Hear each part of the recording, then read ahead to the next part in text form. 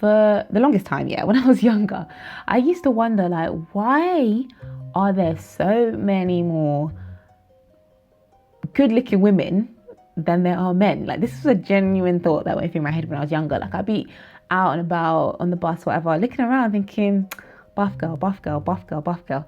Where are the buff men? Like, I just thought there was an imbalance, and I thought girls are just much prettier than men. That's what I used to think. And then one day I was like, oh, what if that's not true? What if we just have more ways and more like acceptable ways, I guess you could say, to enhance our beauty? And so all the women that I'm looking around thinking, oh my God, you're so much prettier than a man, in actual fact, it's just because they have been able to enhance themselves much more than men. So that's what I'm going to talk about in this video. Because if we as women, obviously I'm generalizing, but if we as women were to strip back everything, I mean everything that that we do, that like the conventional man, again generalizing, but like your average man didn't also do, where would we sit? And when I say everything, I mean everything. So hair extensions, for example, hair dye, you could say. I know like most men don't dye their hair, I don't think. We can keep edge control, because I feel like edge control is like a shape up, kind of the same thing, right? So we'll keep edge control. Our hair would have to be left in its natural texture, no manipulation whatsoever. Makeup, fake nails, I'd say even eyebrow shaping. A lot of men don't really get their eyebrows plucked. Again, I'm speaking like broadly, generally. Shall we remove bras too? Maybe we can remove bras. Spanks. I don't think a lot of men wear Spanx. Anyways, you get my point, yeah. If it was all stripped back, would 12-year-old Adella be able to actually say that, no, oh my gosh, why are women better looking than men?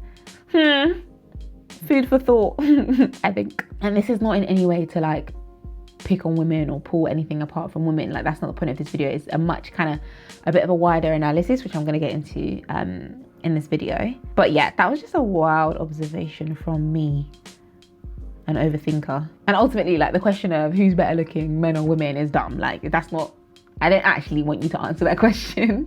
That's not the point of this video. That's not a debate I want to have. It's just kind of like to frame the video. The actual point of this video is just for me to like kind of explore and discuss how much we as women generally actually do enhance our beauty, and what that means, like when we do a deep dive.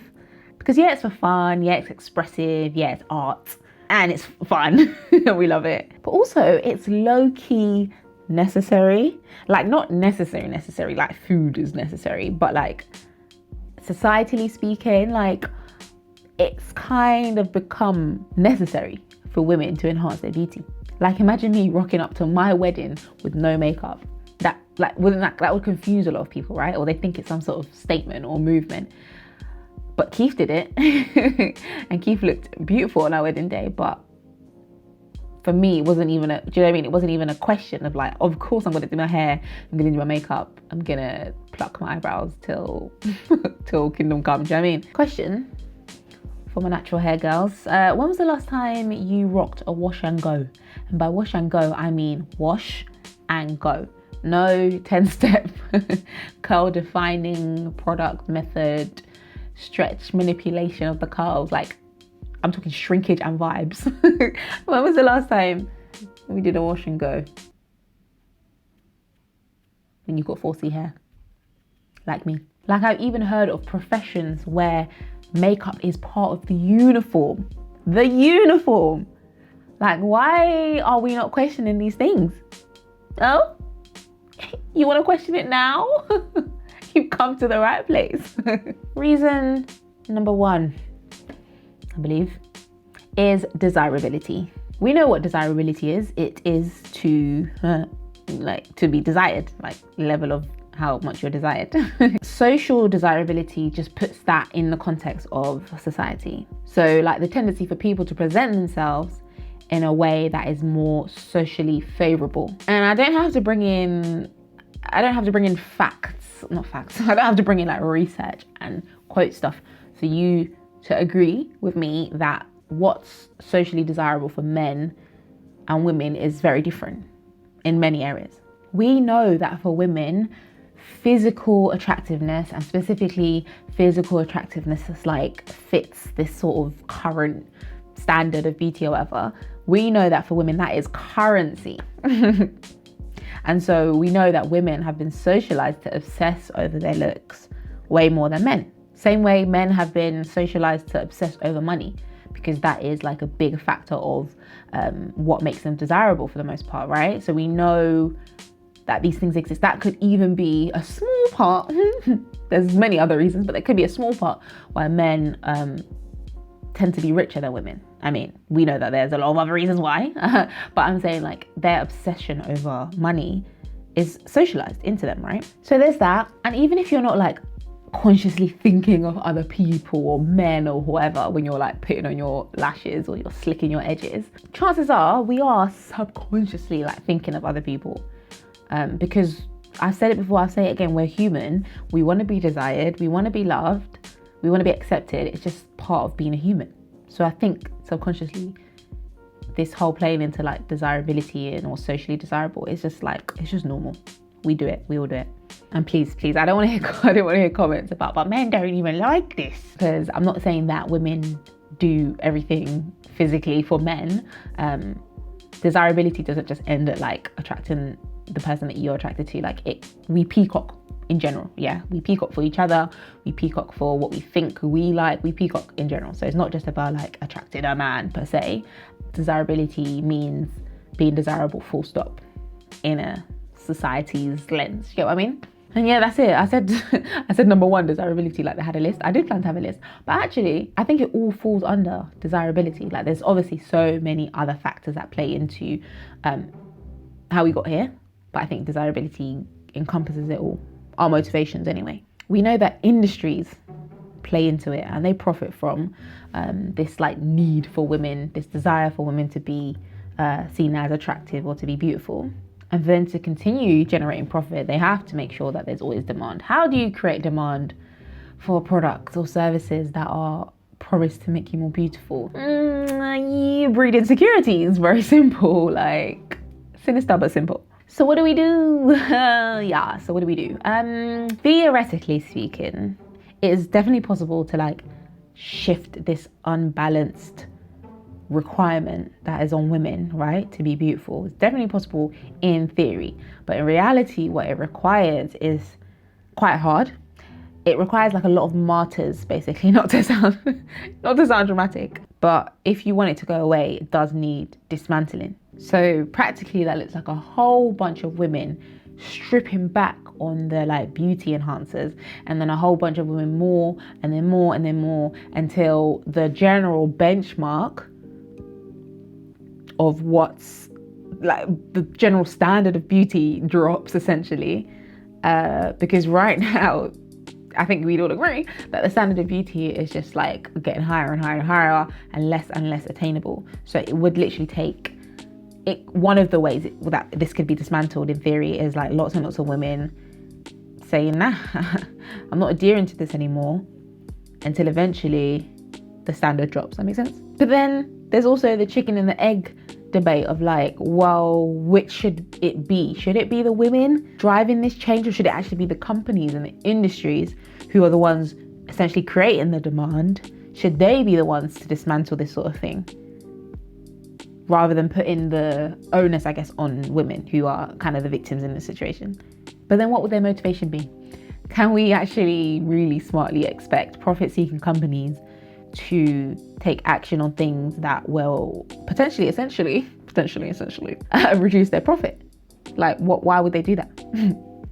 Are they a charity or are they a company? Or should it be men? Are they perpetrators of the standard, making us women feel bad if we don't meet the standards? Or are they also victims to this like standard that tells women that they have to enhance their beauty, and actually they're just subconsciously like sheep to the standard? Does that make sense? Because a victim doesn't necessarily mean that they're like suffering because of it, but I just mean a victim in the sense that like, are they even aware of it? And are they even forcing us to do these things?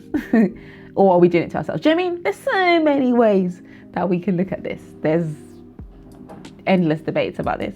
It makes my head hurt a little bit, I can't lie. Anyway, I don't have the answer. So I don't have the answer. All I know is that I am not right now. I'm not prepared to be that person. I'm not prepared to be that martyr that like goes completely natural and doesn't try to enhance her beauty. Clearly.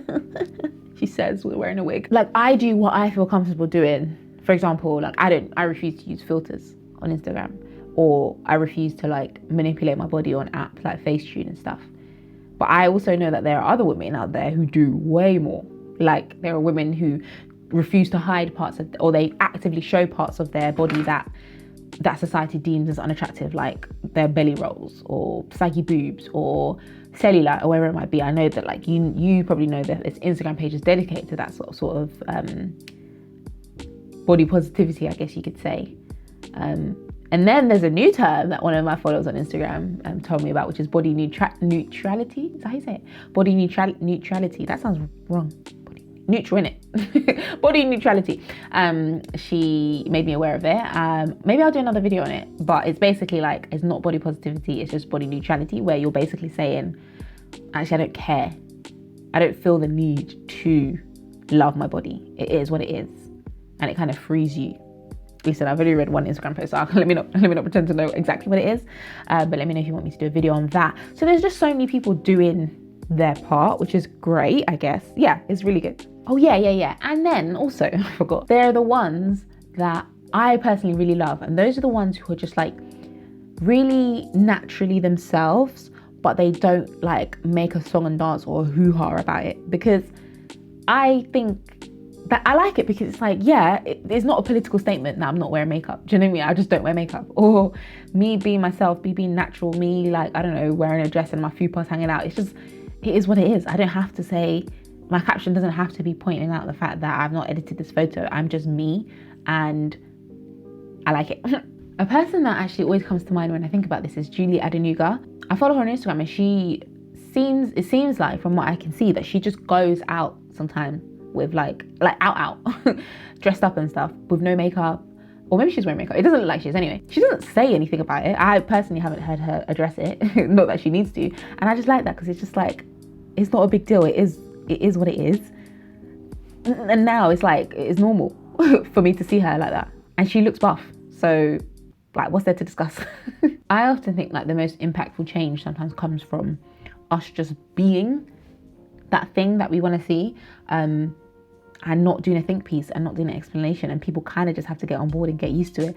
And people might be confused for a bit. Like, if I came on a video and didn't have makeup and like just had my full C hair out, like no curl manipulation whatsoever, you might be questioning, what's going on? Is this a get ready with me? And you just see me throughout the whole video stay like that. Like, you might question it, but then would you actually question it? Like, in the comments, would you actually say, why are you not wearing makeup? Maybe some of you would, but maybe you wouldn't. And it's just one of those things that you might just have to get used to. And then you realize, like, the reason I can't ask about it is because it's dumb if I ask. You get it? So I think sometimes, yeah, the most impactful change just comes from us just being who we be. And people might be asking questions in their head, but they have to get used to it. And if all of us as women did that, imagine where we'd be. Ideally, we'd be able to just, if you want to wear makeup, wear makeup. If you don't want to wear makeup, don't wear makeup. If you want to wear a bra, wear a bra. If you don't want to wear, do you know what I mean? But that's not the world we live in. So anyways, that's it. That's all I have to say on the matter. Controversial title, I know. Yeah, it was just on my mind and I wanted to discuss it. So yeah, always let me know your thoughts. Please don't answer the question of who's more attractive, men or women. That's not the point of this video. Other than that, please do share your thoughts. Like, I love it when you guys teach me stuff. So yeah, also check out some other videos. Beauty is like one of my favorite topics, so check out my videos on beauty and stuff. Let me know what you think if you haven't already watched those videos. Like, comment, subscribe, and I will see you in my next video. Bye guys.